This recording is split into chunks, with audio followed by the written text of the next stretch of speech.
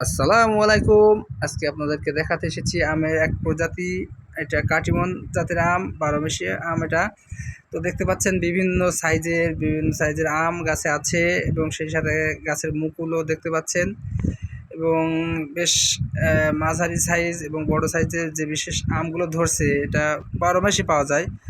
তো আপনারা যারা অসময়ে আম খেতে চান বা আমের স্বাদ নিতে চান, যদিও ১২ মাসেই কিন্তু যতটা সিজনালি আমের স্বাদ, এর স্বাদ ততটা পাওয়া যায় না। তবুও